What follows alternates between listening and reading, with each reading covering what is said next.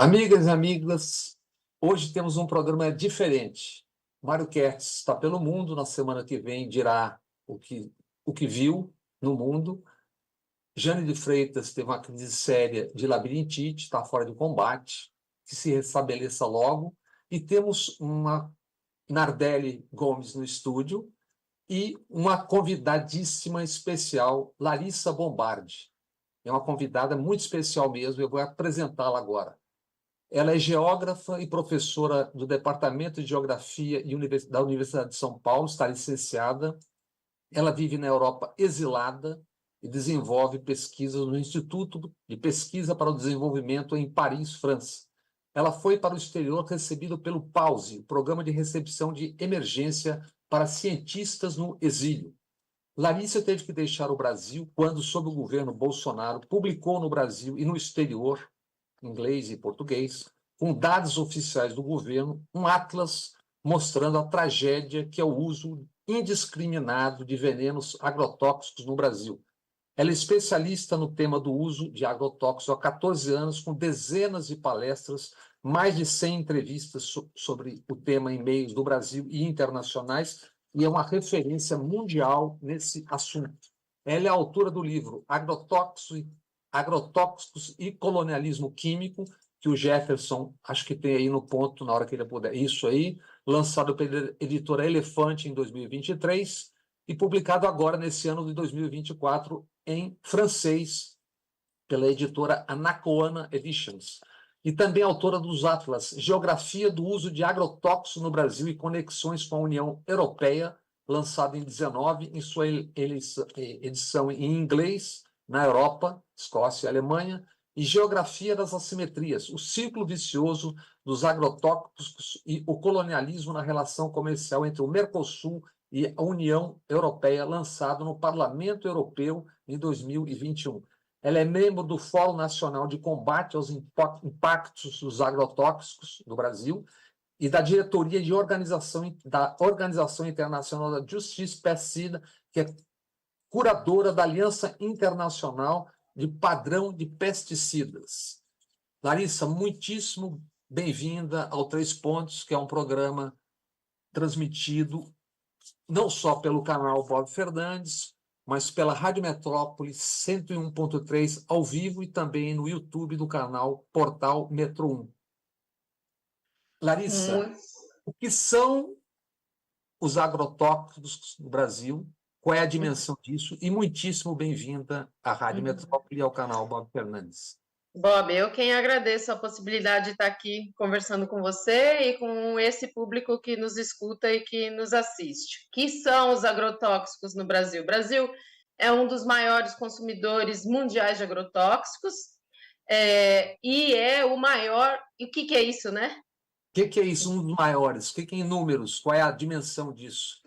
China, Estados Unidos e Brasil são os 3 países que mais consomem agrotóxicos no mundo. E o Brasil é o país que mais importa agrotóxicos no mundo. Quanto? Né? 700 mil toneladas no último ano. Mais de 700 mil toneladas de agrotóxicos no último ano. O que é isso, agrotóxico, né? O que é esse palavrão? Que, na verdade, é uma palavra criada por um professor da Universidade de São Paulo.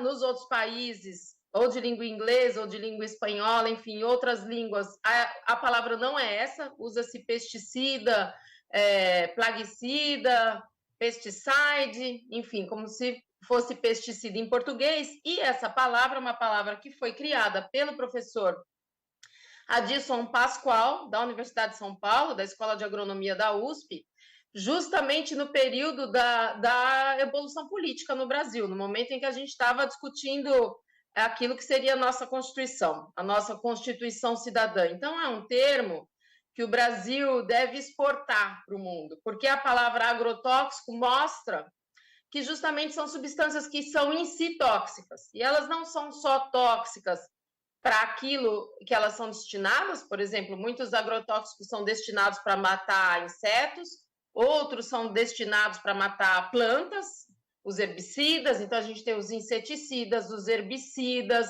os fungicidas, os larvicidas, enfim, todo esse pacote, fazem esse conjunto que são os agrotóxicos. Então, é uma palavra que tem uma conotação política muito importante e que o Brasil deve exportar para o mundo, essa palavra. Então, são essas substâncias que são utilizadas na agricultura para matar as chamadas ervas daninhas. Para quem está nos ouvindo, eu estou fazendo aspas com as minhas mãos para falar ervas daninhas, porque erva daninha é uma interpretação de que são plantas indesejáveis. E essa interpretação ela vem de uma agricultura que é essa agricultura convencional, que usa agrotóxicos. Numa outra perspectiva, numa agricultura agroecológica, as ervas todas elas fazem parte do meio ambiente, a gente tem que lidar com elas. Qual é o primeiro atlas, do que tratava e como é que foi esse embate que te levou para fora, por quê? E depois o que veio? Quais são os atlas que você já fez? E depois falemos sobre o que você em breve estará no Brasil, para o que também. Bem, o primeiro atlas é esse atlas que se chama Geografia do Uso de Agrotóxicos no Brasil e Conexões com a União Europeia. Ele foi resultado de uma pesquisa que eu realizei na Escócia, com o financiamento da Fundação de Amparo à Pesquisa do Estado de São Paulo. Fui como pesquisadora convidada na Universidade Strathclyde, na Escócia, e o resultado dessa pesquisa foi esse atlas lançado em português em 2017. Depois, em 2019, esse mesmo atlas foi lançado em inglês, ele foi traduzido, foi lançado em inglês aqui na Europa, e a partir daí eu passei a sofrer uma série de ameaças. Então, eu costumo dizer, Bob, que enquanto eu estava no Brasil falando para o público brasileiro, mesmo tendo participado de diversas audiências públicas, denunciando, por exemplo, o impacto dos agrotóxicos nas crianças, na infância, que era uma coisa que me chocava muito. Eu me lembro claramente de uma audiência pública em Brasília em que eu tinha não mais do que 10 minutos para fazer a minha exposição. E eu fiquei pensando qual é a coisa mais importante a ser dita. Eu pensei, todo mundo tem filho, todo mundo tem criança, todo mundo sabe o que é esse drama. E eu comecei a dar esses dados. E eu costumo dizer assim, que enquanto eu estava no Brasil falando em português para o público brasileiro, eu estava segura, entre aspas. Mas, uma vez que o meu atlas foi traduzido para o inglês e lançado na Europa, e divulgado, é um atlas de livre acesso, as pessoas podem fazer download, aí sim, eu passei a... Dados oficiais do governo brasileiro, hein? Sempre oficiais, tanto que foi muito curioso que quando eu fiz o lançamento em Glasgow, na Escócia, tinha um jornalista francês que estava no Brasil na época e ele me entrevistou, ele perguntou, você não tem medo de lidar com esse tema? Eu falei, não, eu não tenho, porque todos os dados são dados oficiais e públicos, então são dados do IBGE, são dados do Sistema Único de Saúde, são dados do Ministério da Agricultura, enfim, são dados públicos e oficiais, qualquer pessoa pode acessar esses dados com os quais eu trabalhei. E naquele dia eu entendi que eu estava sendo ingênua e realmente estava. Por quê? Porque esse atlas, ele mostra tanto o impacto dos agrotóxicos no Brasil, mostrando o número de pessoas intoxicadas, é um número grande, eu já vou então dizer agora. A gente tem no Brasil, nos últimos 10 anos, 56 mil pessoas intoxicadas por agrotóxicos, o que significa que... Mas esse não é um número real. Né? Isso, o Ministério da Saúde calcula que para cada caso de intoxicação notificado ao Ministério da Saúde, quer dizer que o Ministério da Saúde tomou conhecimento desse caso, existem 50 outros casos que não chegaram ao conhecimento do Ministério da Saúde. Então, é possível que nós tenhamos tido nesse período mais de 2 milhões de pessoas intoxicadas, das quais cerca de 20% são crianças e adolescentes de 0 a 19 anos.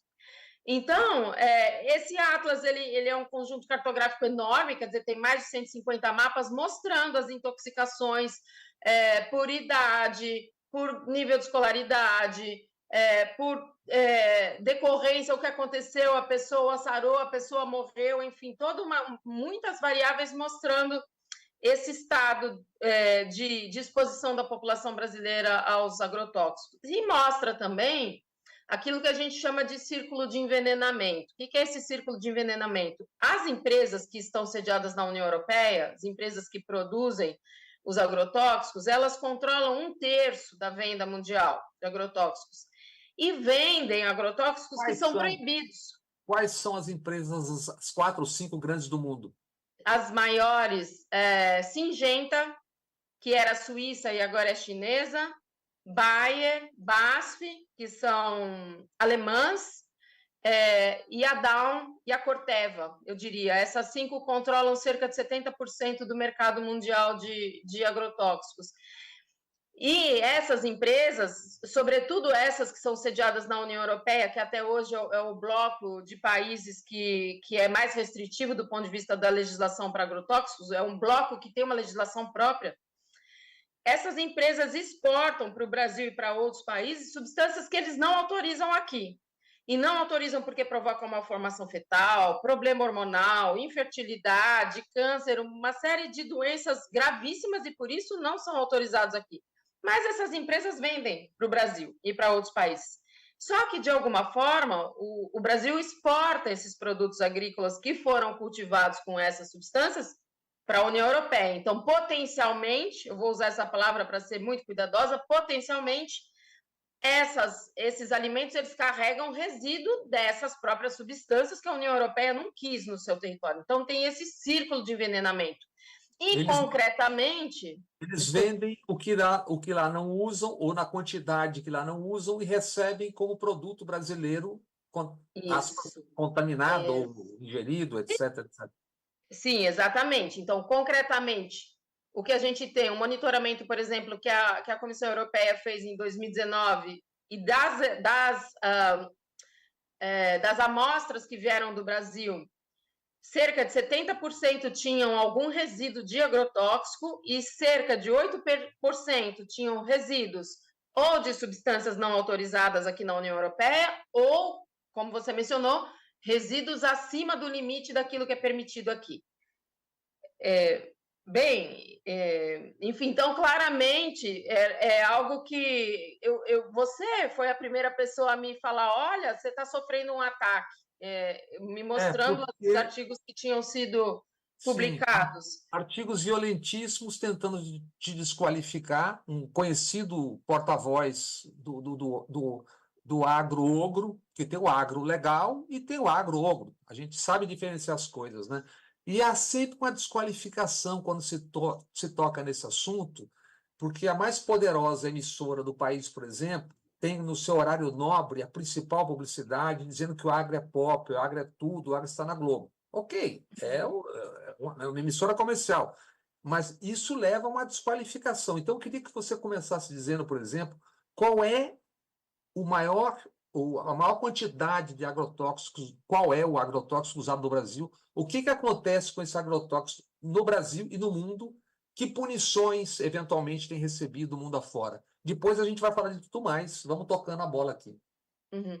Bem, o agrotóxico mais vendido no Brasil e no mundo é o glifosato, se chama glifosato, e ele é um herbicida. Então, para que ele serve? Os camponeses chamam esse agrotóxico de mata-mato. Então, ele é um herbicida, ele mata plantas. Então, para que isso serve? Por que ele é usado? Ele é o mais vendido no mundo, mas no Brasil, se a gente olha para a lista dos 10 mais vendidos, o glifosato, o volume de glifosato é maior do que a quantidade daqueles que ocupam o segundo até o 10º lugar na lista dos 10 mais vendidos, só para que as pessoas tenham ideia. Bem, essa é uma substância que foi considerada pela Organização Mundial da Saúde em 2015 como potencialmente cancerígena para seres humanos e comprovadamente cancerígena para animais mamíferos.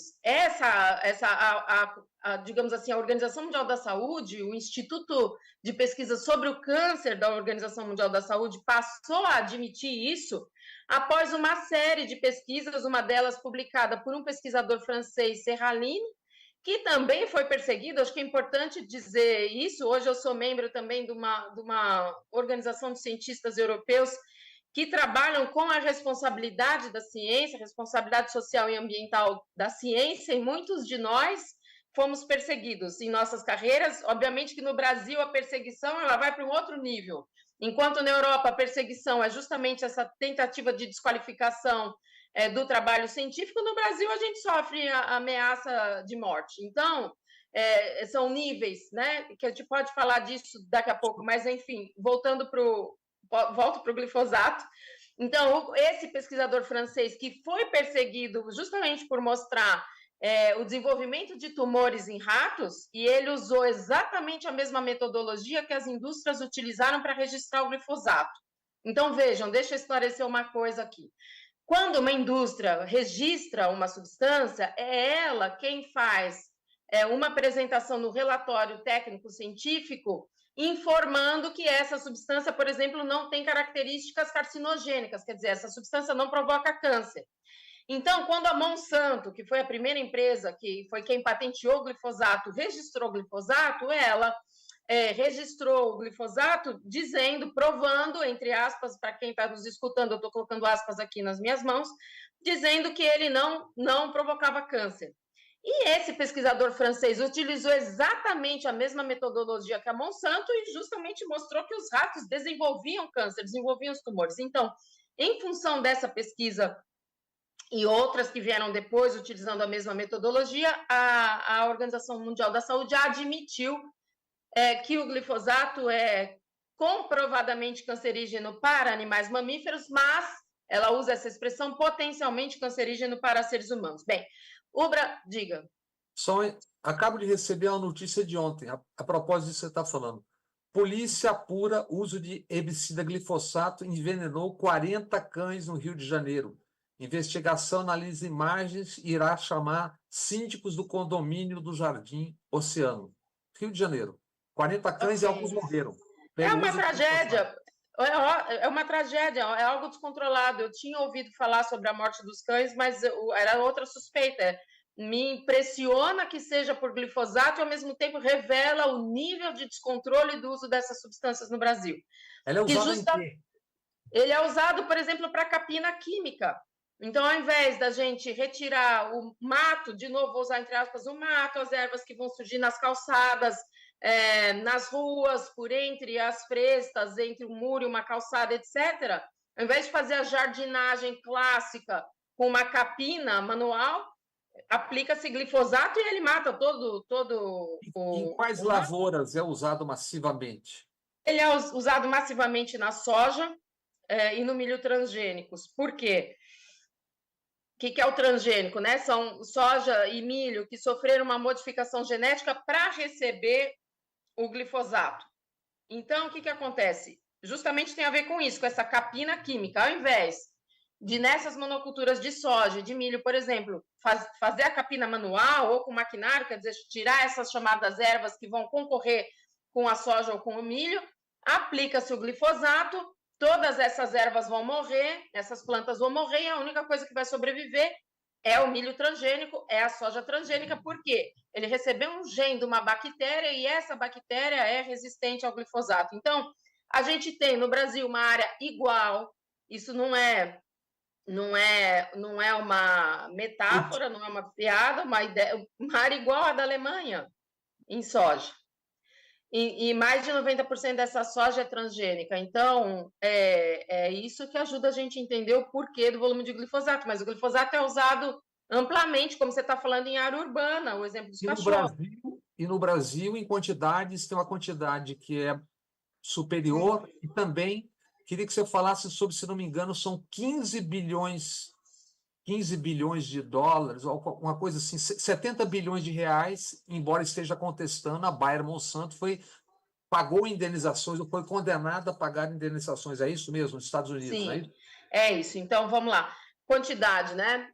Então, o Brasil não só utiliza substâncias que são proibidas em outros países, como muitas vezes o resíduo dessas substâncias autorizadas no Brasil para água ou para alimentos às vezes, dezenas de vezes maior do que o resíduo autorizado dessas substâncias na União Europeia, às vezes centenas e até milhares de vezes. O caso do glifosato é muito ilustrativo. Por quê? Porque o Brasil autoriza um resíduo de glifosato na água potável, quer dizer, na água que a gente bebe, 5.000 vezes superior do que o limite de glifosato permitido na água na União Europeia. Então, vocês imaginem que uma substância que é potencialmente cancerígena para seres humanos, falar em autorizar o dobro é um absurdo. Agora, autorizar 5.000 vezes mais é realmente um massacre. É realmente isso que eu estou chamando de colonialismo químico. E o que isso significa na prática? Que se uma criança de cerca entre 4 e 8 anos de idade, que beba 1 litro de água por dia, que é a média daquilo que é adequado para a sua idade, se ela ingerir essa água com glifosato dentro do limite que é autorizado no Brasil, no limite que é autorizado no Brasil, ela extrapola o que o seu peso corporal poderia suportar dessa mesma substância, segundo os próprios critérios do Ministério da Saúde. Então, é um descalabro num tanto, porque uma criança, nós mesmos, só de beber água, a gente pode estar se intoxicando por conta dos níveis que nós autorizamos de resíduo. Como são muitos temas e complexos, a gente está só começando, você então me fale um pouco sobre as indenizações e depois por que a gente bebe essa água não só com isso, mas com tudo? Uhum.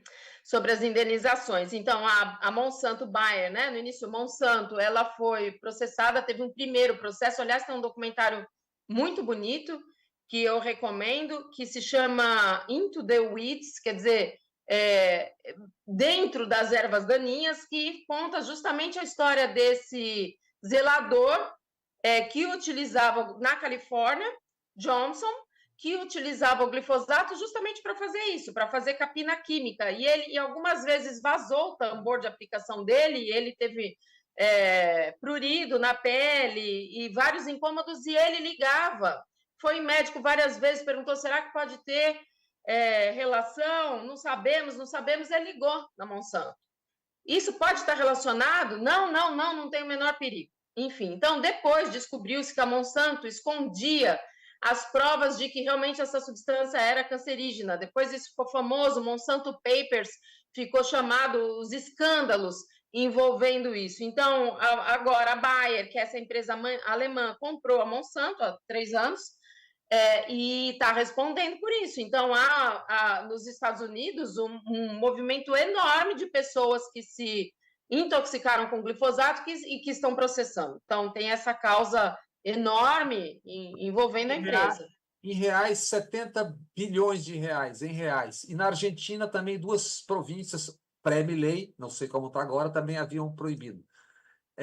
A água. E você não está só nisso no Brasil, você tem outros cientistas trabalhando. E eu queria depois que você me falasse um pouco sobre as pesquisas de uma grande oncopediatra muito importante, chamada Silvia Brandalize, Sônia Hess, que mede uma engenheira química magnífica também. Então, primeiro, eu queria que você dissesse sobre essas coisas todas. Depois a gente continua. O Brasil, a gente tem uma rede incrível de pesquisadores. Então, além da Sônia Hess, da Silvia Brandalize, a gente tem o Vanderlei Pignatti, a gente tem a Karen Friedrich, a gente tem a Márcia Sarpa, Fulvio Scorza, enfim, a gente tem uma gama incrível de pesquisadores comprometidos e mergulhados com o tema, seríssimos, e que têm mostrado diversas coisas. Por exemplo, o Vanderlei Pignatti, no Mato Grosso, orientou um trabalho que mostrava resíduo de agrotóxicos no leite materno, de mães que não trabalhavam na lavoura, o que é muito significativo. A Márcia Sarpa, que trabalha no Instituto do Câncer do Rio de Janeiro, mostra a correlação direta entre a exposição a alguns agrotóxicos e o câncer. A Raquel Rigoto e a Ada Pontes, no Ceará, mostraram casos que são assombrosos, que eu mesma, toda vez que eu falo disso, eu mesma me assusto, de crianças que desenvolveram puberdade precoce. E eu sempre digo, a primeira vez que eu tive contato com o título da tese, da dissertação da Ada Pontes, eu pensei, puberdade precoce deve ser meninas menstruando antes do momento adequado. E não era caso de meninas de 2 anos de idade, bebês, que haviam desenvolvido mamas e pelos pubianos em função à exposição a agrotóxicos. Então, é uma degenerescência, né? É um escândalo mundial esse, e esses pesquisadores têm mostrado tudo isso, como também alterações na fauna em função sapos com malformação fetal, enfim, tem todo um conjunto de informações já importante, muito importante no Brasil, mostrando essa correlação no Rio Grande do Sul, os casos claramente já tem, os trabalhos científicos têm mostrado que os municípios em que mais se utiliza agrotóxicos e muitas vezes associados com produção de fumo são aqueles em que há maior número de casos de câncer. Então, a gente tem uma rede de pesquisa incrível. A gente tem o Fórum Nacional de Combate aos Impactos dos Agrotóxicos, que é algo muito interessante, que eu sempre digo também, que é uma tecnologia social brasileira que deveria ser exportada, que é o Ministério Público atuando junto com a sociedade civil e com os cientistas. Nós também temos a campanha contra os agrotóxicos e pela vida, enfim, felizmente a gente tem uma rede enorme trabalhando, trazendo luz ao tema. A Silvia Brandalize, que é essa doutora da Unicamp, ela, se eu não me engano, ela usa um termo ou atribui epidemia de câncer oncojuvenil. E a Sônia Hess, que é uma pesquisadora muito importante em Santa Catarina, com o Ministério Público, mediu em Santa Catarina a água de 95 municípios. E o que elas encontram, o que elas dizem? Olha, a Sônia, vamos começar pela Silvia. A doutora Silvia Brandalize, ela traz um dado muito chocante, e eu quero falar dessas duas informações, porque também tem a ver com o ambiente urbano, como esse caso dos cachorros que morreram intoxicados com glifosato, como você está dizendo. Ela mostra, a Silvia, ela conta de casos em que foi identificado câncer no bebê quando ele estava no útero materno, ou seja, por meio de ultrassom, identificou-se câncer nos bebês. Então, isso tem a ver com a exposição da mãe e do pai também, às vezes. Então, é um nível de exposição tão grande que esses casos, ela vai mostrar justamente esse aumento vertiginoso de casos de câncer infanto-juvenil em função da exposição a essas substâncias, que se dá no campo. Obviamente que a população mais exposta são os camponeses, os trabalhadores rurais, mas também se dá na cidade. Então, esse caso do glifosato, como você está dizendo, é um alerta para a gente pensar. A Silvia sempre dizia assim, chegava uma criança no seu consultório, ela perguntava para os pais, tem barata na sua casa? Eles falam, não, nossa, não. E ela dizia, isso é um mau sinal. Por quê? O que ela dizia? Que é muito comum o desenvolvimento de câncer depois das dedetizações. Então, em muitos condomínios, em muitas casas, isso é feito sistematicamente, e isso é um fator muito sério de desenvolvimento de doenças crônicas, entre elas o câncer. Então, a Silvia, ela mostra isso, ela faz esse trabalho muito interessante. Uma outra pesquisadora que acho que vale a pena mencionar, a professora Lia Osório, da Universidade Federal do Pernambuco e também da Fiocruz, que tem um trabalho incrível que acabou de ser lançado sobre agrotóxicos e reprodução humana, a interferência dos agrotóxicos na reprodução humana. Então, eu falei da Silvia, falei da Lia, a outra pesquisadora a Sônia, que você me sugeriu. Santa Catarina. A Sônia Reis, ela fez um trabalho incrível em fez e faz. A Sônia faz com uma frequência constante a avaliação tanto dos novos agrotóxicos autorizados, ela faz esse balanço. Inclusive, ela me propôs essa semana da gente realizar esses boletins semestrais, mas, enfim, a Sônia, ela fez esse levantamento em Santa Catarina e me ficou muito claro, por exemplo, o exemplo do município de Camboriú. Por quê? Porque é um município que tem mais de 70% da sua área preservada e, no entanto, os agrotóxicos foram encontrados na água da torneira, dentre eles 2,4-D. Então, ela fez esse... O que é o 2,4-D? 2,4-D é um herbicida também, assim como o glifosato, ele é um herbicida. Ele é o segundo mais vendido no Brasil. E ele é o agente laranja? Isso, exatamente. Na guerra do Vietnã?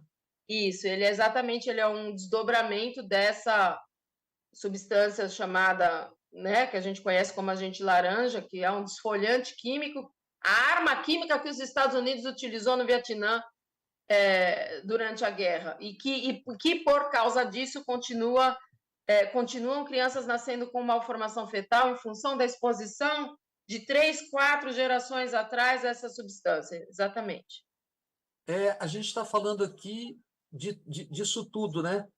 O que a gente bebe? A Nardelli apareceu. Nardelli, quando você tiver alguém perguntando a alguém, por favor, interfira, que senão a gente... Sim. Bob, nessa eu gostaria de conversa. fazer uma pergunta para a Larissa. Bom dia, Bob. Bom dia, Larissa. Um ouvinte nosso lembrou aqui que aqui a gente chama os agrotóxicos também de fertilizantes, né? Para dar uma amaciada aí no potencial negativo e venenoso que eles têm.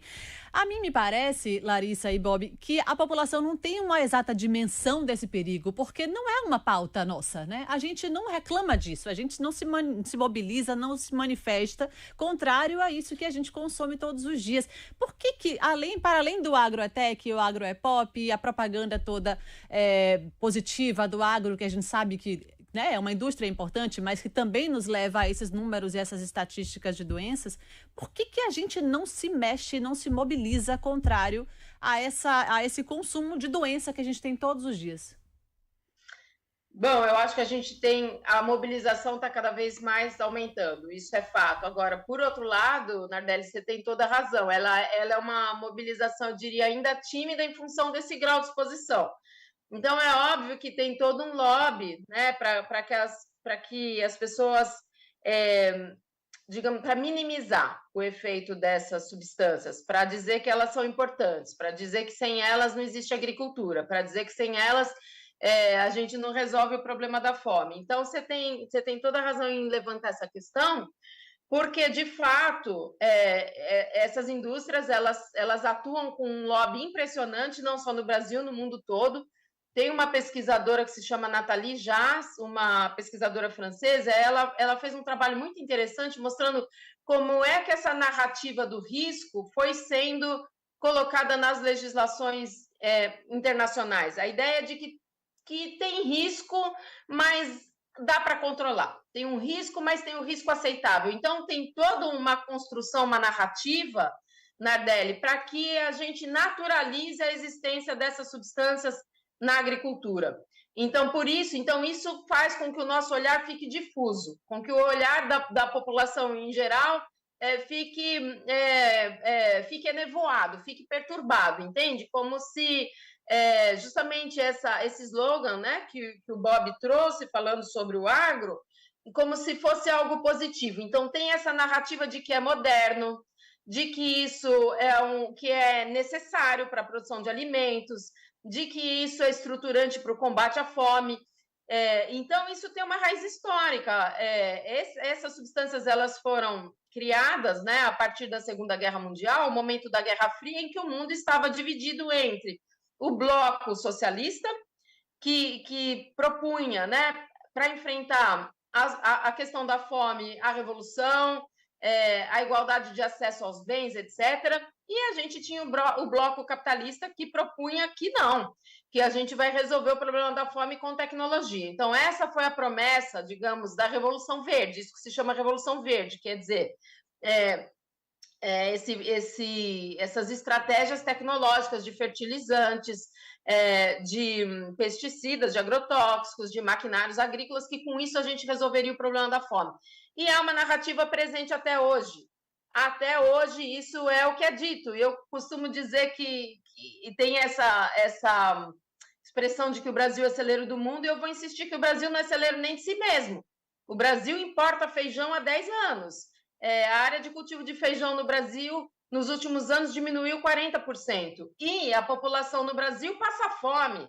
A fome dobrou no Brasil nos últimos anos. Então, não é verdade que a gente produz alimentos. A gente produz commodities, a gente produz agroenergia, a gente produz riqueza para uma classe minúscula que controla a terra, mas, na verdade, isso não... O maior dado, para mim, um dos dados mais expressivos que mostra que não que o uso de agrotóxicos não significa produção de alimentos, acho que o maior dado é o fato de que a população rural, a quantidade de população rural que passa fome é superior à quantidade de população, proporcionalmente, de população urbana que passa fome. Então, o Brasil tem voltado, digamos, a sua economia para o mundo de uma forma extremamente subalterna, que não responde aos anseios da população brasileira. Então, é um lobby, é uma narrativa, eu diria. É uma historinha que é contada todos os dias, 1 milhão de vezes, para que a gente ache que é assim mesmo, que isso faz parte da agricultura. Nardelli, você vai entrando por aí, eu vou perguntando por aqui. Certo. Eu queria saber, você falou em feijão, o que, por exemplo, se usa não só no feijão, mas no fumacê da dengue, aquele carrinho que passa jogando aquela fumacinha pelo país inteiro. Sim, é ótimo. A malationa, por exemplo, que é um larvicida. A malationa, ela é autorizada no feijão. Esse exemplo a gente já deu, né, Bob, no agro é tóxico, mostrando que o nível de malationa autorizado no feijão no Brasil é 400 vezes maior do que o resíduo de malationa autorizado no feijão na União Europeia. Então, ela é lógico que ela é nefasta também nos fumacês da dengue, é uma coisa para a gente lidar com o nosso tipo de urbanidade, porque é uma urbanidade, uma urbanização, eu diria, que não presta atenção no tema ambiental, então, ao invés da gente ter outras formas de controle, faz o controle químico. Então, a gente está exposto de diferentes formas a essa substância que, junto com o glifosato, em 2015, quer dizer, a gente são quase 10 anos, a Organização Mundial da Saúde admitiu como potencialmente cancerígena. E as águas? O que as empresas de água no Brasil medem? O que elas impedem que a gente beba? Por exemplo, o anticoncepcional feminino e tudo mais. Essa é uma grande questão, porque as empresas são elas mesmas que vão controlar os resíduos. E com relação fazer o controle, fazer o monitoramento, não é nem exatamente controle, é o monitoramento do resíduo das substâncias químicas. Então, é verdade que tem fármacos na água no Brasil, diferentes tipos de fármacos, não tem um controle, a gente não tem um controle e nem a existência de redes seguras de disposição de dejetos nos rios, por exemplo, dos hospitais, dos consultórios de dentista. Então, nós que somos da geração que tivemos obturação com mercúrio, a gente cospe esse mercúrio vai para a água. Mercúrio é metal pesado, então o caso do anticoncepcional, hormônio na água que depois a gente vai tomar, então tem uma série de químicos, de produtos químicos que não vão sair da água. Então, mesmo aquilo que é estabelecido na portaria da água é insuficiente em relação ao conjunto. Então, por exemplo, na portaria da água a gente tem cerca de 30 agrotóxicos com limite estabelecido, mas a gente tem um grande uso de cerca de 400, e alguns deles que estão na lista dos 10 mais vendidos, a gente não tem sequer limite de resíduo estabelecido. Então, se não tem limite de resíduo, não vai ser monitorado. Dos agrotóxicos do Brasil, dos 10 mais vendidos, quantos têm proibições mundo afora? 5 tem proibições mundo afora, dos quais eu poderia destacar, por exemplo, atrazina, acefato, clorpirifos. Então, a atrazina, que é um escândalo internacional, por quê? Porque a atrazina, além de estar associada a câncer de estômago, câncer de ovário, câncer de próstata, mal de Parkinson, infertilidade, ela também está associada a uma grave alteração hormonal. Então, por exemplo, os sapos expostos à atrazina, eles mudam de sexo. Para ser, vamos dizer assim, bem didática, tem uma alteração hormonal e é isso que acontece. Então, e ela tem um alto poder de, vamos dizer assim, de dispersão pela água. Então, imagino que é isso. O uso de atrazina na Amazônia brasileira aumentou 500% nos últimos 10 anos. Lavouras, para que serve a atrazina? Em muitas das lavouras que a gente utiliza, de cabeça, soja, milho, café, frutas, em muitas frutas ela é utilizada em muitas lavouras. Você falou da atrazina e tem outros então, né? Mais 4, você falou. Glifosato, tem atrazina. Mais 4, sim. Agora, Larissa, isso. Vai na Adélia. Eu queria fazer uma pergunta. Existe hoje a possibilidade da gente ter uma alimentação livre da presença de alguma dessas substâncias que você está mencionando aí? Existe. Se a gente se alimentar com alimentos agroecológicos, existe.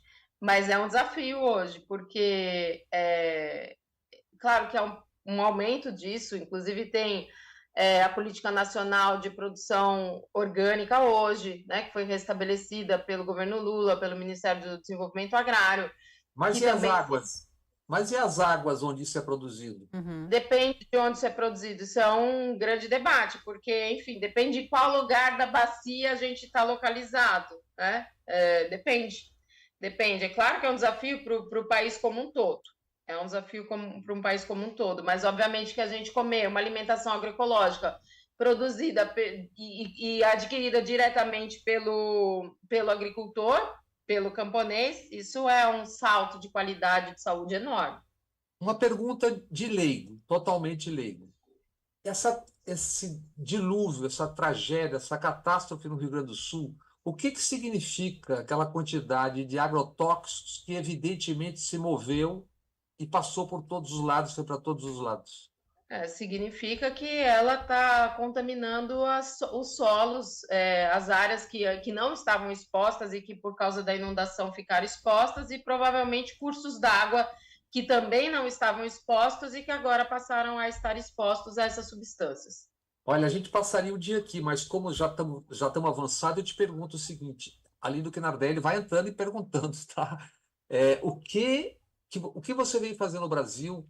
O que você virá fazer no Brasil nos próximos dias? Livros, etc. E o que mais? Sim, bem, primeira coisa que eu tenho que dizer é que eu pedi proteção ao Ministério de Direitos Humanos do Brasil e estou aguardando um posicionamento, mas eu vou organizar um seminário, uma conferência muito grande em Brasília sobre o tema dos agrotóxicos. Na verdade, eu coordeno hoje uma rede que se chama IPSA, é uma sigla em inglês que significa Aliança Internacional para a Padronização de Agrotóxicos, que visa debater a necessidade de que a gente tenha uma regulação única para isso no mundo e que essa regulação vise a eliminação programada dessas substâncias. Mas a curto prazo, o que a gente busca?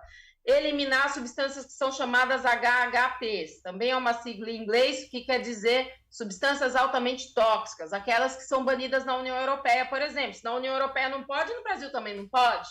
Se na União Europeia o resíduo é 0,05 microgramas de glifosato por litro, no Brasil também tem que ser. Enfim, a gente tem que ter o mesmo padrão, a gente não pode não somos pessoas de segunda categoria, sub-humanos, para estarmos submetidos a essa dupla regra. Então, nesse seminário, que vai ser um seminário internacional e transmitido também online, em inglês, espanhol e português, com pesquisadores do Brasil e do exterior, a gente também vai lançar esse livro que eu lancei recentemente em Bali, que é um livro que se chama Impactos do Uso de Agrotóxicos e a Regulação Internacional. Esse livro também está disponível para download, é um livro bilíngue, português e inglês, e que vocês podem fazer download www.ipsaglobal.org e fazer download do livro, que é um conjunto, uma coletânea de artigos de pesquisadores, membros do Ministério Público, pessoas que são pessoas-chave na temática dessa discussão. Algumas delas estarão nesse debate do dia 27 de junho, no auditório Nereu Ramos, em Brasília. Já fica o convite, é uma conferência aberta, qualquer pessoa pode vir e tomar parte no debate, todo mundo mais do que convidado. Então, estarei aí para lançar esse livro em Brasília no dia 27 de junho.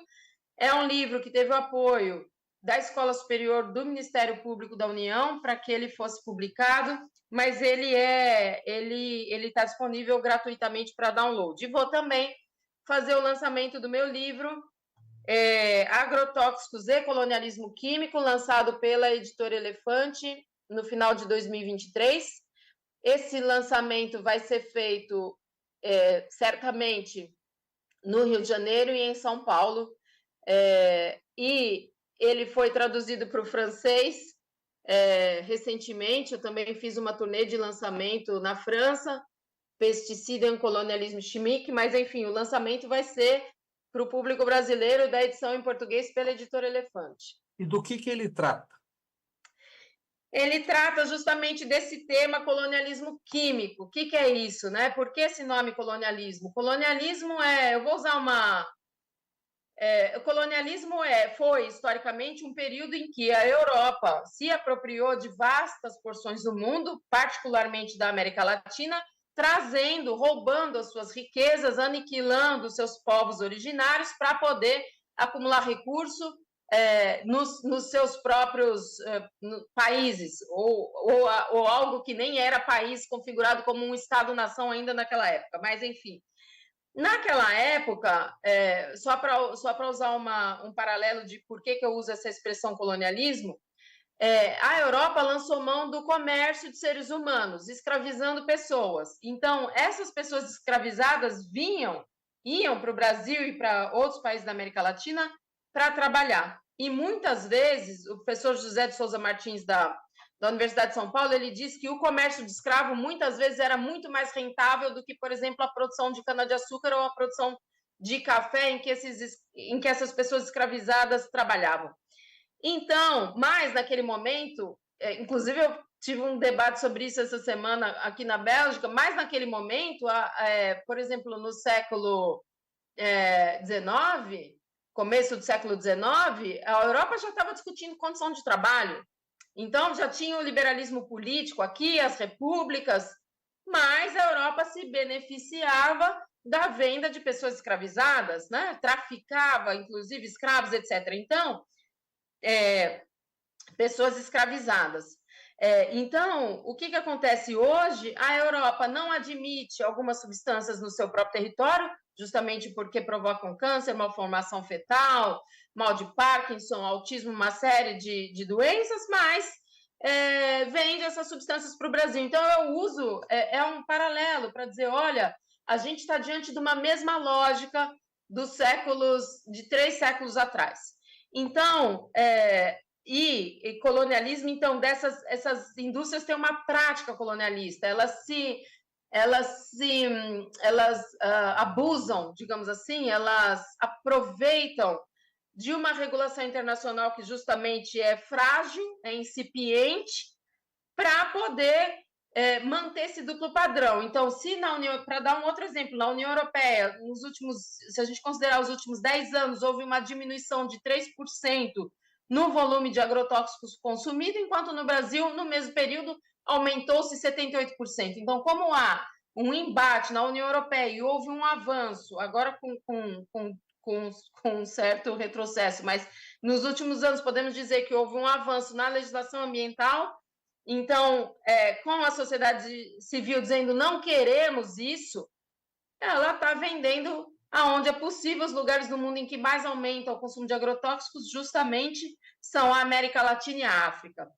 Então, isso é uma prática colonialista, isso é uma prática da desigualdade, isso é uma prática de perpetuar essa enorme assimetria.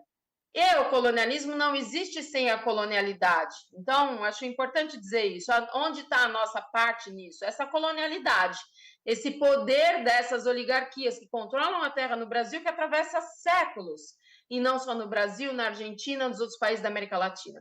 Então, é uma desproporção de forças, eles são ultra representados no legislativo, muitas vezes no executivo, claro que com mudanças entre um governo e outro, mas enfim, é uma classe, o Brasil e a América Latina como um todo não lidaram com uma questão central, que é a questão fundiária, que é a questão da terra. Então, esse colonialismo ele só existe porque existe essa colonialidade, quer dizer, não, tudo bem, não tem problema. A gente aceita limites dezenas, centenas e milhares de vezes maiores do que vocês aí na Europa. Não tem problema, a gente aceita substâncias que vocês não querem aí. Então, é um binômio, eu diria, colonialidade e colonialismo. Enquanto você está falando isso, e até que a Nardelli nos tire do ar, porque eu não estou atento a isso aqui, e ela vai perguntando também, enquanto você está falando isso, certamente deve ter gente dizendo, os ecochatos, socialistas, o que você diz para as pessoas que ainda se recusam? Porque tem uma questão cultural. Por exemplo, olha, as 3 novelas últimas da TV Globo são sobre o Brasil rural. O BBB, há anos, é coalhado de agroboys. A música sertaneja virou um fato solar em todas as emissoras de rádio. Então, você tem uma construção cultural disso. E é difícil furar essa bolha. Então, o que você diz quando ainda... Eu certamente conheço pessoas que essa hora... de novo, aquele papo chato. O que você diz? Eu digo, a tragédia do Rio Grande do Sul está aí para dizer para a gente que ou a gente acorda ou a gente realmente está em rota de colisão conosco mesmos. É isso que está acontecendo no mundo. Então, não tem como...